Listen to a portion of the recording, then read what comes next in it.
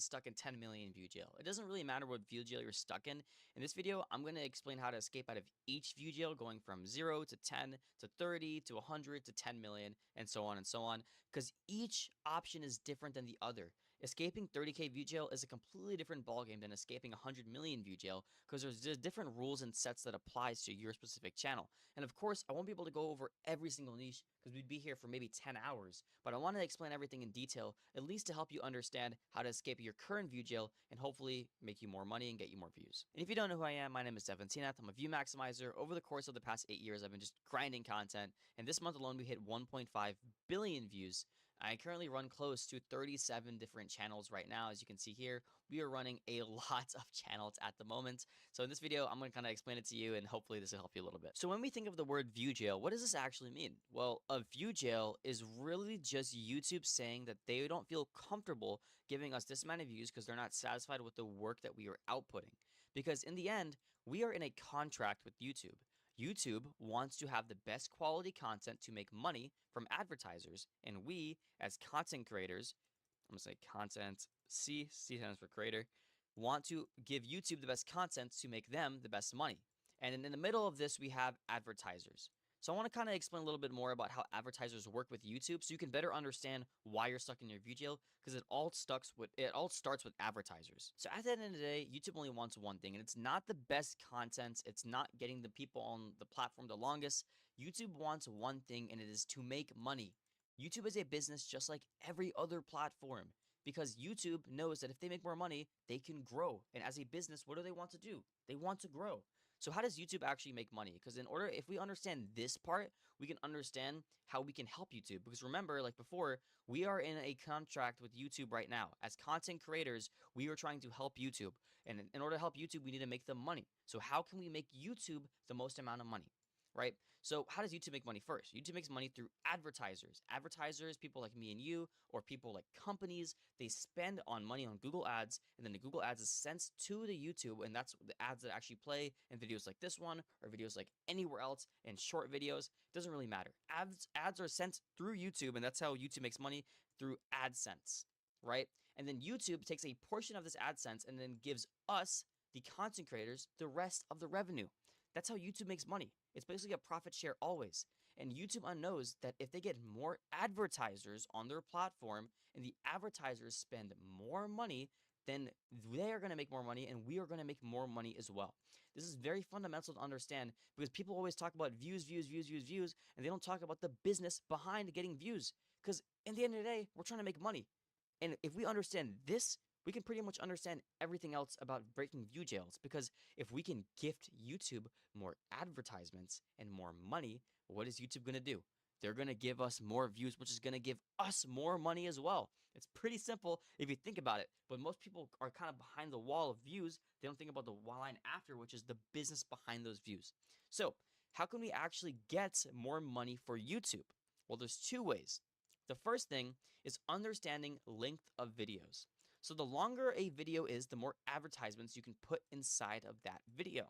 The second thing you can do is this is for long form, by the way, for long form content. For long form, the longer a video is, the more advertisements you could put in it, which makes YouTube more money. The second thing is if you have short form content, shorts, the more high quality and the more reach you can get for this video can make you the most money. Now, these are very different, because on short form content, views equals money. On long form content, views plus very long average view durations equals money. You can have a video that's an hour long and has 1 million views, but there's tons of ads in it, and it can make someone $50,000 or $60,000, compared to another channel that is maybe only 8 minutes long and maybe it gets 50 million views. That that longer video that's 1 hour long will make YouTube more money, because more advertisements can put more ads in that video, which makes what? YouTube more money. So if you're trying to make the most amount of money on YouTube possible, then you need to do this strategy.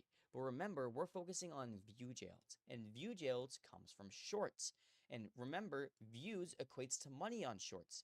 So if you're stuck in view jails, that's YouTube saying to you as the content creator, hey, your videos suck, and we don't want to push you out because your videos suck and you're not making us money. That's what YouTube is saying. So how do we fix this? we make YouTube more money, which means we get more views. So how do we optimize for advertisements to push us more money to get more views? Because remember, it is a conditional relationship. More ads equals more views equals more ads. It's the same thing. So there's a couple key points you need to understand for your shorts. So I'm going to put a little star next to this. This is probably the most important point of this video. Please rewatch this again if you don't understand this part. Make sure when you're uploading videos on shorts, take notes, you want to upload at least 32-second videos. There's two reasons for this. The first reason is there was a study conducted by YouTube, by Google AdSense, and by advertisers where 32-second shorts yielded more results for advertisers. Let me say that again.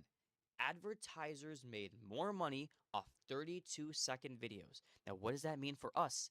That means if we upload 32-second plus videos, advertisers are going to be willing to give us more money, which is going to bring us what? More views. It is a symbiotic relationship. So if we get more views, we're going to be uploading longer videos, 32 seconds plus. On top of that, on a little side note here, let me put a little thing right here. So ads like 32 seconds. The other thing is music deals, because on music deals, guess what? If you have a 32-second plus video, music deals are actually willing to spend more money on you as well, because the same study was conducted with advertisers, Google AdSense, and YouTube with music royalty companies, and they got more plays on their songs when they had people uploading 32-second videos. And what do music royalty companies want? They want one thing, for people to listen to their music.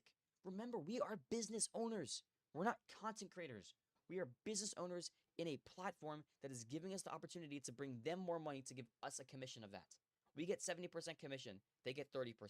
So for music royalties, it's the same thing. If we upload 32-second videos, music royalties are going to pay us anywhere from 5x to 10x our average RPM. So you can go from 0.001 RPM on music royalties to 0.2 or even 0.5 RPM. And if you want the best music royalty company, I would recommend using DeLuna Music. I'll leave it in the first link in the description, and they give the best RPM. I'm just going to be straight up with you guys. All right, that's the first thing, 32 seconds. The second thing they want is people to actually watch their video all the way through. There's lots of different metrics with YouTube. There's like swipe ratio, retention, average view duration, demographic, trust score. I could keep going, but YouTube also has a key metric that they actually stay hidden on the analytics, and that is rewatch all the way through. So if you actually want to calculate the retention of your video, let's say you upload a 32-second video, right? If you divide it by 32, you're going to get a what? 100% retention. YouTube doesn't actually give us this analytic, but if we just do the math, then we can pretty much just, get the video. The equation for this, by the way, if we want to break it down, it's AVD, average view duration, divided by length of video. I'm just going to put L equals R, which is retention. I'll put RET because there's lots of different R's. R equals retention. So AVD divided by length of video equals retention. So what does this mean for us? YouTube wants people to rewatch the video, which means if we are getting over 100% retention, that means that YouTube is happy and they're going to push it out to more advertisers because they trust people more. Because there is a trust equation with YouTube and pretty much every other platform. The more time you spend watching a video, the more time you trust it. Just like, for example, you watching this video gives you more trust in me because I'm giving you so much information. You see how this is kind of going? The more you watch this, you're like, oh, because I'm giving you real information here. It's a trust, right? So the more time people watch your shorts, the more time that YouTube is going to trust you to give advertisers, which is going to give you more views and more money, which means you need to be over 100%, not at 100%. You want to be over 100%. So for example, if you're getting 32 out of 32-second video, that's good, but you should be aiming for a 33 out of 32-second video, which gives you an 106% retention, I think. Wait, let me check. 33 divided by 32. 103%. Whoops. 103% retention, which is still over 100%, by the way. And this basically gives us the roadblock of, or the roadmap of saying, okay, we have people staying on the video for 33 seconds out of 32, so it's 103%. We have more advertisers coming to our short, which means YouTube's going to give us more views because YouTube understands that they're going to make more money from your short. Remember, when you're looking at the revenue on your short, let's say you make $1,000 off your short, which is pretty great, but $1,000. That's actually really around 1,000 and like 500 or $1,300 because YouTube took a portion of that money. Just you don't see it because YouTube is like it's a 70-30 split. You get 70%, the other 30% you could be making that goes straight back to YouTube, baby, because they start making money that way. Anyways, this was a very in-depth and informational video.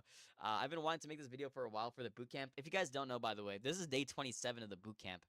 If you haven't watched the other videos of the bootcamp, go back and watch day 1. I've been dropping so much sauce on YouTube.